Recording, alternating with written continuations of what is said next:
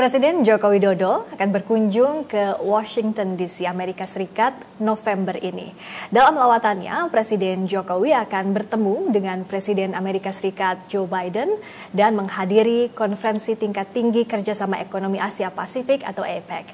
I'm Frisca Clarissa, and we would discuss more about President Jokowi's visit to Washington, Indonesia-US strategic partnership, and also global stability in this special interview with the U.S. Ambassador to Indonesia, His Excellency Sung Yong-kim. Ambassador Kim, thank you so much for having us. Thank you. Great to see you. Really great to see you. The President of the United States, Joe Biden, invited President Joko Widodo to Washington, D.C. To attend the bilateral meeting this November. It will be the second time for President Jokowi visiting the White House. At the first time, there was a very good chemistry between President Jokowi and former President Obama. What would be main issues that will be brought to the meeting, and what will be the different from the first one? Well, thank you very much. First of all, we're very excited to welcome President Jokowi to Washington, D.C. There's a lot for our leaders to discuss. Just looking at what we have accomplished together in the past few years, I think we should take great pride. But also look forward to how much more we can do together, whether it's in the economic area. I'm very proud that our bilateral trade numbers have gone up significantly over the past 2-3 years. Our investment numbers are up as well. I think we're the 4th or the 5th largest investor in Indonesia. We're working on very important initiatives together, like the Just Energy Transition Partnership, which will advance our global cause on climate. In security areas, I think U.S. and Indonesia share a strong commitment to maintaining peace and prosperity in this dynamic region. And then I'm also excited that our two countries will be celebrating the 75th anniversary of our diplomatic relations next year. So I know that our leaders will look forward to what we can do for the next 75 years in terms of addressing bilateral goals, but also broader regional and global goals together. Specifically, how does the U.S. see the Indonesia and U.S. strategic partnership? Oh, I think we value our partnership with Indonesia greatly. We have great respect for Indonesia's leadership role within ASEAN, but more broadly, frankly, I think Indonesia's reach is global, whether it's on issues like climate, whether it's on issues like how do we help Afghanistan women and children achieve education, how do we help Rohingya refugee situation out of Myanmar. So the partnership is quite deep. And this is why our two leaders decided that it's time for us to elevate our strategic partnership to a comprehensive strategic partnership, which I think is going to make our relationship much more robust and cover many more areas of cooperation as well. So our two governments are working very hard to come up with a plan of action that will be approved by our leadership in the coming weeks. Okay. According to the economic partnership, the U.S. will chair the APEC Economic Leaders Week. How to actualize the main theme, creating a resilient and sustainable future for all? Yeah, so I think it's great that when I was looking at resilient and sustainable growth, it's very close to the theme of the Indonesia's presidency of the G20. Recover strongly, recover together. And I know that President Biden is very much looking forward to welcoming leaders of our APEC partners, including, of course, President Jokowi. I think if you look at what U.S. and Indonesia are doing together, it's sort of a good example of how countries are working together to create an environment that will allow for resilient and sustainable growth. Indeed. So, for example, the Indo-Pacific Economic Framework, that important initiative includes 4 pillars, and those 4 pillars will directly impact how countries can actually recover more strongly together. Things like supply chain resiliency, green economy, trade facilitation. So, delighted that the U.S. and Indonesia continue to work together to advance our common goals. Regarding to the economic stability, President Joko Widodo said that the high interest rate policy in the U.S. also threatens Indonesia's economic stability and complicating economic conditions, especially for the developing countries.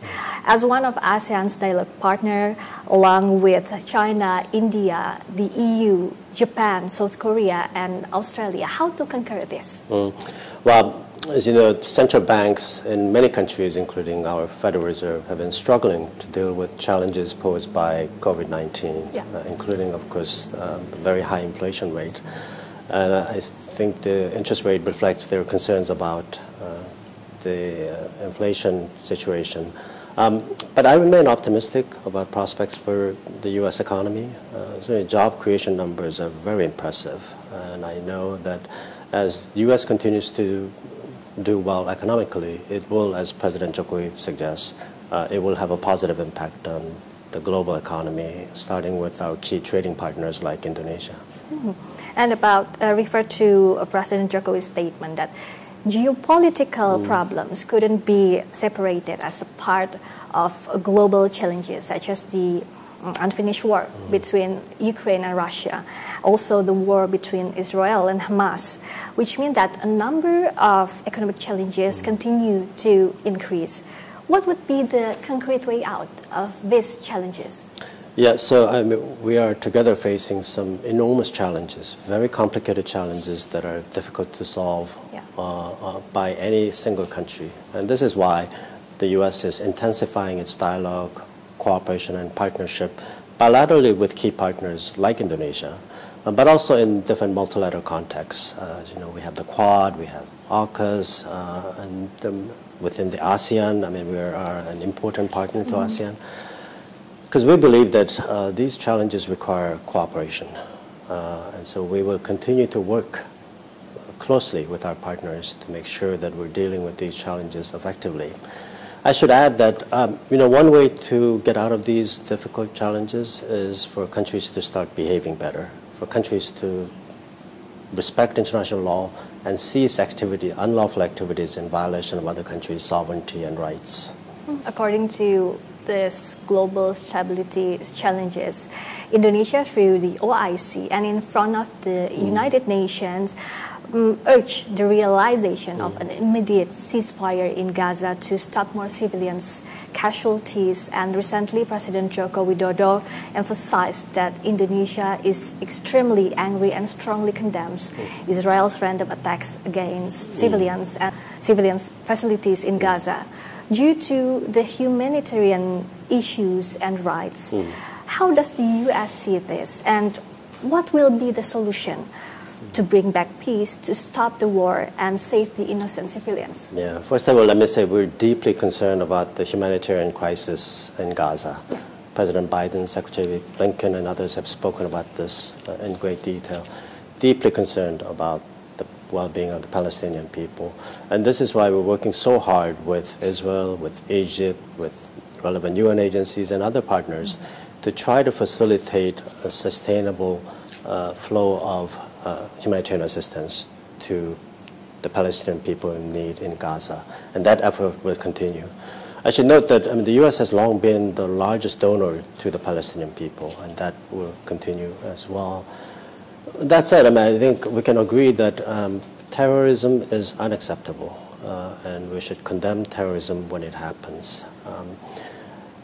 In regards to any type of pause, I would refer you to what President Biden said just recently about the importance of thinking about humanitarian pauses to allow for the flow of humanitarian assistance. So it will be possible to do?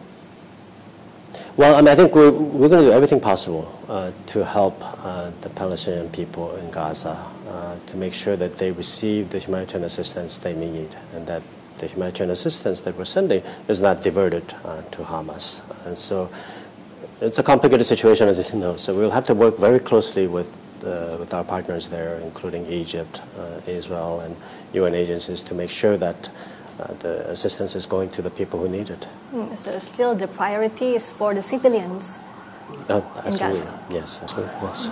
You know that Indonesia's government stands with Palestine alongside with the support from Indonesian people through several rallies and demonstrations in Indonesia. As the U.S. ambassador, how would you explain this situation to the President of the United States? So I think one of the great things about Indonesia is that it's a democracy.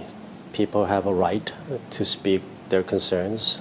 People have a right to gather and hold protests. So my office actually overlooks the area where they have been holding protests, and I've been impressed by just how orderly and peaceful these demonstrations have been, and I appreciate cooperation that we're getting from the Indonesian law enforcement agencies here.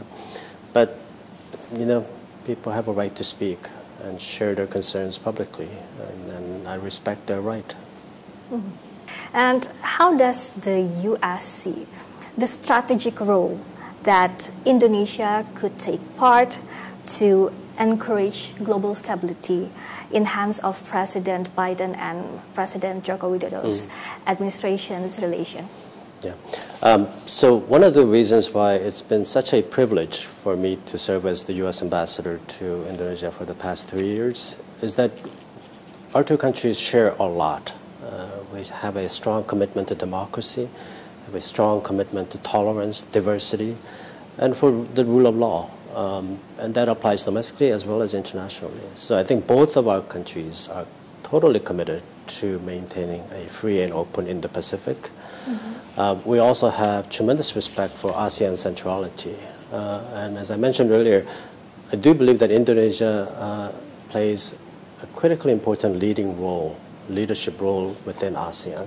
So we expect and look forward to working closely with Indonesia, not just on bilateral issues, not just on Southeast Asia issues, but well beyond to Indo-Pacific broadly and indeed globally as well. So, I mean, we have great respect and affection for Indonesia's role and our strategic partnership with Indonesia. And how to improve and strengthen our cooperation? Well, I think both sides have to work hard to expand and deepen areas of cooperation. We're doing okay, but I know that we can do more. So, for example, our trade figures, as I mentioned, our bilateral trade is going up, which is good. But given that we're the third largest population and Indonesia is the fourth largest population, I actually think that our bilateral trade should be even bigger. Again, in investment as well, we're, I think, number 4, number 5 largest investor.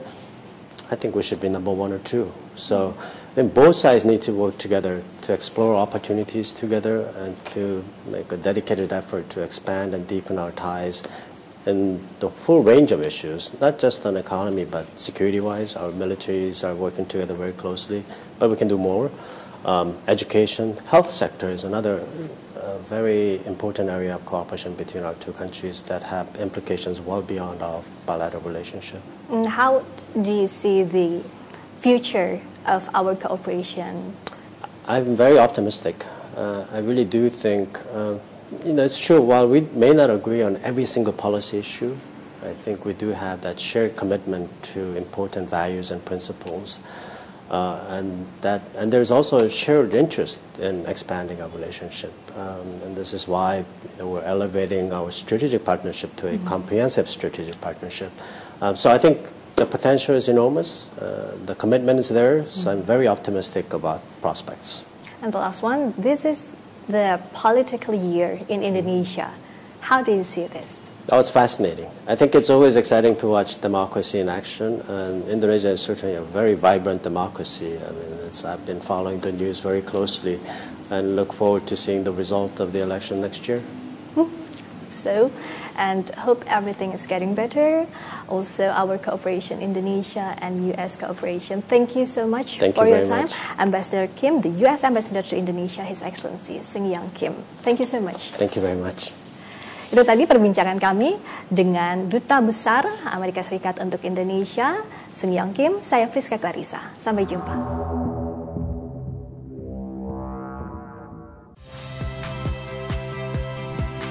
Saya Harjuno Pramendito.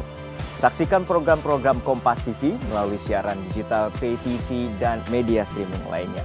Kompas TV, independen, terpercaya.